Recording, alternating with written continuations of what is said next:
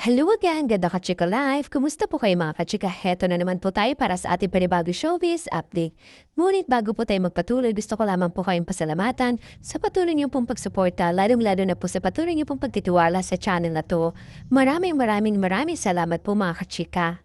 May panibagong house guest nga po ang maghahatid nga po ng saya at lesson nga po sa bahay ni Kuya ngayong paparating na mga araw. Nito lamang pong linggo, February 22, opisyal nga po inanunsyo ni Kapuso actress at Never Say Die star na si Miss Jillian Ward bilang panibagong housegate nga po sa hit reality television show na Pinoy Big Brother Celebrity Collab Edition 2.0. Kaya naman po katanungan nga po ng mga netizen, ano-ano ang mga malalaman ni Miss Jillian Ward tungkol nga po sa mga housemate at anong klaseng band nga po kaya ang mabubuo na actress sa mga ito.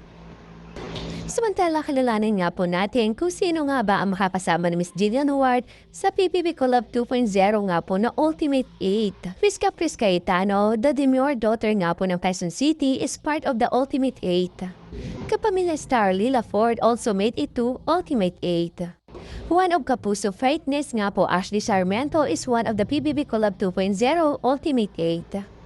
Kapamilya actress Crystal Mejes also joined the Ultimate 8. Rising Kapuso actor Hit Hornales is part of the Ultimate 8. Kapamilya actor Miguel Vergara is also one of the Ultimate 8.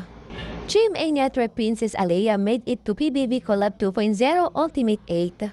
Handalas, the kapamilya actor Mr. Joaquin RC is part of the Ultimate 8. Kaya naman po, panoorin lahat ng yan sa Pinoy Big Brother Celebrity Collab Edition 2.0. Mapapanood nga po ang reality show nga po ng live sa JNA at Kapuso stream nga po weekdays 9:40 PM. Sa Saturday naman po is 6:15 PM at sa darating na Sunday naman po ay oras nga po ng alas 10 nga po ng gabi. Samantala, puno nga po ng pasasalamat si Ms. Rochelle Pangilinan sa natanggap na suporta ng Sex Bomb Get Out Rewind ng 345 concert nga po. Ginanap na po ang Rewind 345 nga po concert ng Sex Bomb Girls sa SM Mall of Asia nga po Arena noong nga pong February 6, 7 at 8, 2026. Saad nga po ni Ms. Rochelle sa kanyang IG post nga po, hindi inaasahan, hindi plinano maging ganito kalaki, pero natupad ang mga pangarap. Ang roller coaster ride nga po ng round 3, 4, and 5, kayong saksi sa lahat ng ito. Dahil kasama namin kayo sa pagbagsak hanggang sa pagbangon. Ganito ang pakiramdam. Round 3, gigil. Round 4, pagsubok. Round 5, redemption. Ayan pa nga po kay Ms. Rochelle ang kanilang pasasalamat nga po sa sigawan at palakpakan nga po ng mga pinalaki ng Sex Bomb. Ang mga pinalaki ng Sex Bomb nga po ang bansag sa loyal fans nga po ng sikat na all-girl group nga po. Bumangon kami sa lakas ng sigawan at palakpakan ng mga pinalaki ng Sex Bomb. Dahil sa inyo, maraming salamat po sa inyong lahat.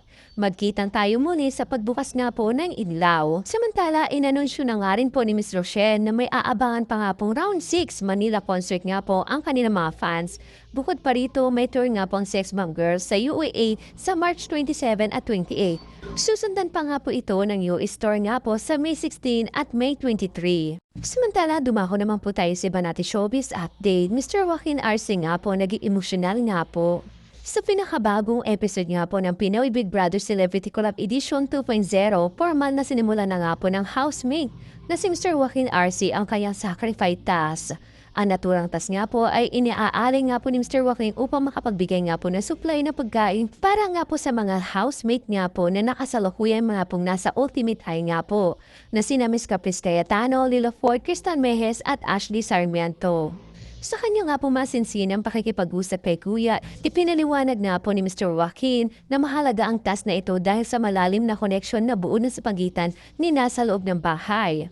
Saad nga po ni Mr. Joaquin, the connection I built to these people, that's enough to make me sacrifice for them. Higit pa sa laro, ginamit nga din po ni Mr. Joaquin ang pagkakataon upang ipahayag ang lalim na kanyang pagmamahal sa pamilya. Inihambing nga po niya ang kanyang dedikasyon sa mga kasamahang 4 na buwan pa lamang po niyang kakilala sa mas matinding sakripisyong handa niyang ibigay para sa kanyang mga mahal sa buhay. On top of that, Kuya, I'm willing to sacrifice for the people I've known for 4 months. What more will I be willing to sacrifice for the family? And what more will parents be willing to sacrifice for their children? Emosyonal nga po na pahayag ito ni Mr. Joaquin RC. Para nga po kay Mr. Joaquin, ang tunay na pagsasakripisyo ay hindi nararamdamang pabigat kung ito ay udyok ng pagmamahal. Dagdag pa nga po niya, it's a sacrifice is done for someone you love. It wouldn't feel like a sacrifice. Sa huli nga po, inialay nga po ni Mr. Joaquin ang tagumpay na kanyang task sa kanyang ina na ayon nga po sa kanya ay isinasantabi ang sariling mga pangarap para lamang po siya mapalaki ng maayos. May mom sacrifice po yung mga dreams po niya, yung mga job opportunities po niya. She could earn so much more. She could chase after what she really wanted in life. And all of that was just just to raise me. Pagbabahagi nga po ni Mr. Joaquin. Samantala, bumanat nga po si Mr. Dingdong Dantes sa mga nagpapakalat nga po ng fake news. Mabilis nga po na pinabulaan ni Mr. Dingdong Dantes ang lumabas na statements tungkol nga po sa pagdideklara ni Vice President Sara Duterte na intensyon na kumandidatong presidente nga po ng bansa sa 2028 election. Napakarami naman po kasi ang agad na nag-share sa social media ang statement daw po ni Mr. Dingdong tungkol nga po doon. Nung dumating nga po sa kaalaman ni Mr. Dingdong Dantes na nagagamit nga po siya ng ilang fake content creator nga po, ay mabilis na umaksyon nga po ang aktor at nilinaw na hindi niya sinabi o hindi galing sa kanya ang statement na lumabas. Ang nakapost naman po kasi is Dingdong Dantes said, nakakatakot pag nanalo nga po si Vice President Sara. Nakikita nga po sa kanya ang tapang, talino at abilidad na may kakayahang mamuno gaya nga po ng kanyang ama. Samantala, simple lang po ang naging sagot ni Mr. Dingdong Dantes, hindi ko to sinabi. Kasunod nga po nito ang emoji na nagiging paborito nga po niya yatang gamitin ngayon na may isang palad nga po na nakatakip nga po sa mukha. Yun nga lang po, kapansin-pansin na marami na nga po ang nag-like at halos may 100k na nga po ang fake statement kaya ang dami na agad po napaniwala. Kaya nga po sad po na mga netizen kay Mr. Dingdong Dantes bigyan po ng lisyon. Ang dami na po kasi nagkalat na ganyan kahit na nga po sa threads. Bigyan po kaya ito ni Mr. Dingdong Dantes ng leksyon ang gumawa ng fake statement na yon? Ito nga po ang hinihintay nga po ng mga netizen ngayon. Samantala, dumako naman po tayo sa pinakahuli natin showbiz update. Miss Catherine Bernardo, aamin na nga ba?